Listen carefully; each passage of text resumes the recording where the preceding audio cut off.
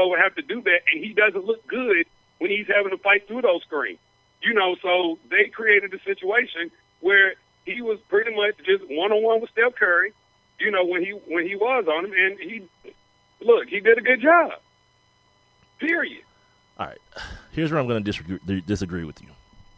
That's fine. Go ahead. They set plenty of screens. That's part of the game, especially in transition. They set plenty. I watched the game again this morning or this afternoon before I started. But they weren't even able to get out in the transition the way they liked it. Hold on. Let me finish what I'm saying. They set a bunch of them when they were in not just transition like fast breaking transition. I mean when the floor is switching sides.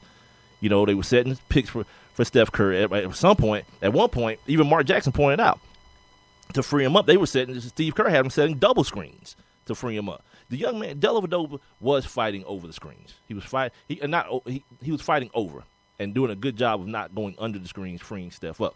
The problem I have with this whole Dellavedova thing is he's today's story. The NBA Finals will do that to you. You remember when J.R. Smith was a story? You remember when Josh Smith was a story in the playoffs? Saying, he's today's story. Game. But I'm not saying. But he didn't do anything. Steph got his looks. He missed his looks. That's what happened. Right. Like as far as the denial part, he did an admirable job denying Steph the basketball when he was off the ball, because all he was doing was face guarding him, and they didn't give him any help responsibilities. He didn't have to sag off him to help in the lane on anybody. That wasn't part of the deal. It was just face guard him and follow him where he went. But the shots that Steph got, he got the shots he wanted. Probably about 80% of the time, he got the shots he wanted. Not counting the shot clock winding down shots, but when he had time to do what he wanted to do, he was just off. Where's the quote I have from Steph Curry? Because he actually talks. Oh, here it is. He says right here, quote, "Shots I normally make, I knew as soon as they left my hand they were off," Curry said. That doesn't usually happen. I mean, mechanically, I don't know if there's an explanation for it. Just didn't have a rhythm and didn't find one the whole game.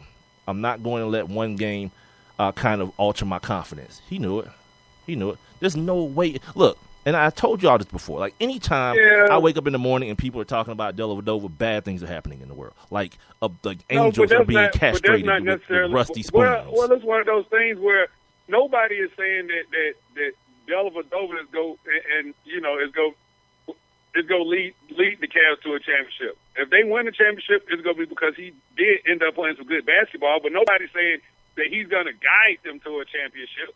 It's just one of those things. Last night, he played good ball. Like, I give you a perfect example. If Andre Iguodala been playing great defense on LeBron James, right? Now, if he held LeBron James no one's saying to 5 or 23. Who said that? No. Who said Andre Iguodala was playing great defense on a dude that had like damn near 50 points in one game and a triple-double in the next game? Who's saying that? But I'm saying, what can you do?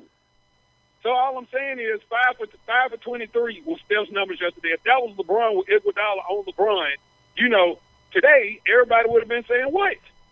Everybody would be like, "Oh my God, LeBron James let Iguodala set him down." Yeah, and all I'm saying is that's ignorance too, though. That's stupidity too. I recognize, but I understand what I've seen out of this dude. I mean, I went back and looked at his biggest games in the playoffs, and he hadn't had a whole lot of them. Dellavedova, that is. Of course not. But in the closeout game, it's like this one and the other one in Chicago. Well, look, but the closeout game against Chicago, he held D-Rose 7-22. Game 3 of the Atlanta series, he held Jeff Teague to 9-32 shooting. So it's like I give him respect for what he's doing. And that's all I'm doing. I'm not sitting here talking about Dellavedova for president it's hyperbolic though. This is the reason that I took the time to watch the game again today, because I wanted to see after all the Twitter stuff is gone and it's just me and my television watching this game. Steph Curry got the shots he wanted. No, Coop, he didn't miss 18 open looks. That's not what I'm saying. There were shots that, he was forced into. But that happens throughout any game with any player. Most of the shots, Dellavedova had his hand in his face almost every shot. That's not true either. I watched the game twice. That's not every shot Dellavedova contested. He was right there with his hands up in Steph's face. You know what Steph was against Dellavedova? While we're saying any shot, and Coop is talking about 18 shots, you know what he was shooting against Dellavedova? 0 for 4. So you're talking about 4 shots, my man. 4 out of the 23 he missed or took. 4. So what are we talking about? He contested every shot. He contested 4 shots. The man took. I said the shots that he contested. 4, but we're talking about 4 out of 23. Well, hell, it got to a point where Steph just started passing the ball. He didn't even want to shoot the ball. You just got to watch. Can we talk about That's that? what I'm talking about, people, man. Understand what you're looking at. Dude, when he's coming off the pick and roll, the the reason is because they're blitzing the pick and roll with 2 guys. Of course. The one thing I would say that he didn't do, he didn't keep the dribble alive long enough when they did commit 2 guys. I think he picked the ball up a little bit too quickly instead of putting pressure on the second defender to come hard. The bottom line is that at this point, that people are being ridiculous. That's the bottom line. People are being ridiculous. Where at this point, the Cavaliers have Golden State playing the kind of basketball they want them to play. The Golden State's not playing the kind of basketball that Golden State. You know why? Why you're saying that? Because everybody focuses on one side of the basketball. The game was 87 to 87 at the end of regulation. So Golden State is still playing defense. I'm watching what Cleveland is doing. I'm watching them milk the clock. I'm watching them turn this thing into a half-court game. Do you understand what I'm saying to you? Do you understand what I'm saying to you? While everyone's saying that some kind of way Golden State's being tricked into playing Cleveland basketball, this is the number. Hold on, let me finish. This is the number one. This is the number 1 defensively efficient team in the NBA. They held the Cleveland Cavaliers, both teams, when no one is shooting. This is the point that no one is realizing. No one is hitting shots for Golden State. The Cleveland pretty much can't play no better than they play. 87 points. Defense travels. Shooters are gonna miss shots. But to tell me that for some kind of way that Cleveland is dictating pace, they scored 87 points. Do that for 3 more games and tell me that they're going to be wins. That those next 3 games are going to be wins with 87 points against this ball club. Because guess what? They could easily. Are you willing to tell me that? No, but they're not. Yeah, are you going to tell me that Are you going to tell me that they can score 87 points? Cleveland. Golden State ain't been coming out like no world beaters in this series. Are you going to tell me that they're going to score 87 points in the next 3 games and win those 3 games, Cleveland? Are you going to tell me that can happen? Crickets. Well, exactly what I'm saying. It's exactly what I'm saying. 87 points. While everyone's saying, "Oh man, these dudes got Golden State out of their game," they still play defense better than anybody else in the league. They're number 1. So if you're telling me that the Cavs are this type of team, they scored 87 points. So if you're going to tell me they can do that 3 more times to win the championship, go ahead, tell me that. Tell me that.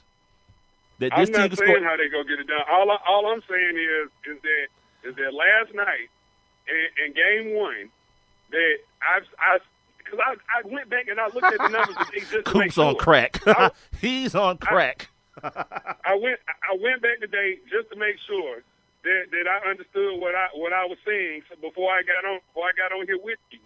And the same thing that the Atlanta Hawks got away from, making those extra passes, Golden State is down significantly in this series compared to just the last series against Houston. We got to let that one ride. This ain't that. All right. You feel me? This ain't that. You tell me which one of the Atlanta Hawks players are the MVP or of that caliber. Crickets again. Exactly. I'm just saying. This ain't that. This ain't MVP, that. Okay, well, what was the MVP last night? Because that's what we're going to do. We're going to boil down the whole playoffs to one game. That's what we're going to do? We're going to take that road? Let's go down that road then. Let's walk. I was talking about last night. That's all I was talking about. That's one game. So we're going to boil down. We're going to boil down the playoffs to one day. This man's whole season, his MVP season. See, that's the problem with being a slave to the moment. Right? Because a shooter. No, it was last night. But when I make the comment that what player is comparable to this Hawks team that you keep bringing up for some reason, it's a different animal. This animal is different than that. You feel me? This ain't that. This is something different. All right, bro. And I'm not comparing. This is being a slave to the moment.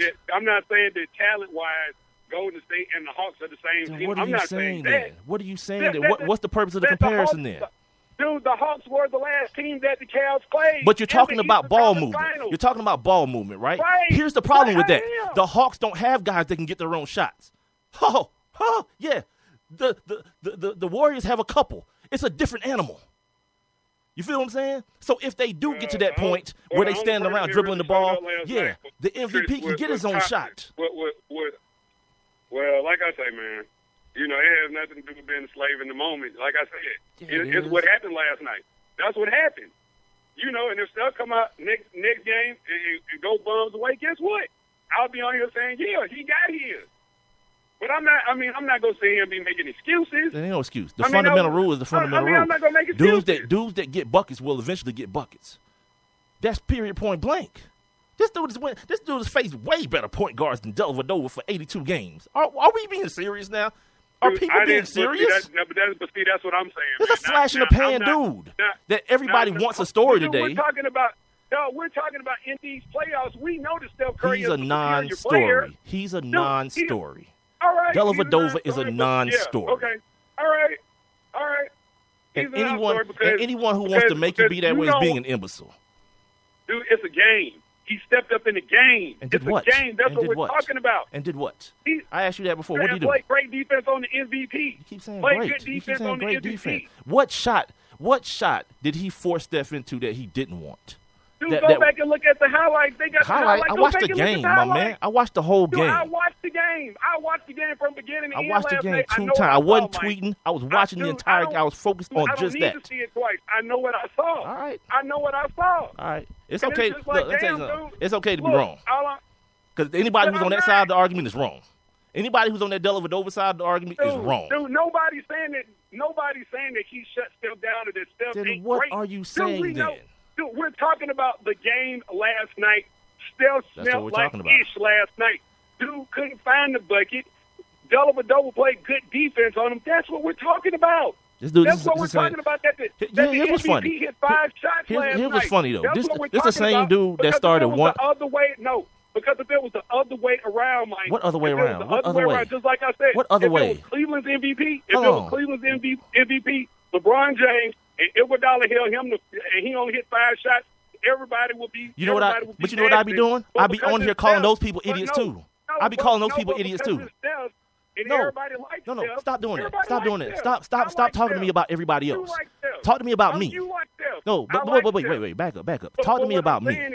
I'm not talking because everybody who's talking about the Dellavedova stuff is idiots. If somebody was talking about Andre Iguodala, they'd be idiots too.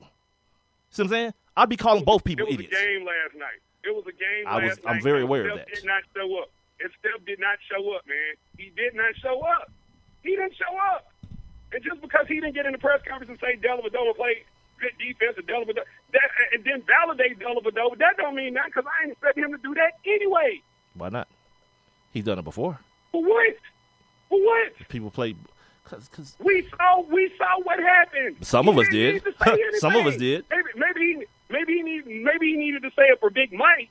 He didn't need a Carlos from Envision. He didn't need to say it for me. I saw it. You saw what you wanted to see. No, I saw the game, Mike. I saw what happened in the game. 0 for 4. I saw what happened. 0 for 4. Out of 23 shots, 0 for 4. Yeah, 0 for 4. Now, I gave him credit for the denial. Defense. Well, I'm saying, man, that's what I'm saying. There are other intangibles that go along with defense in basketball.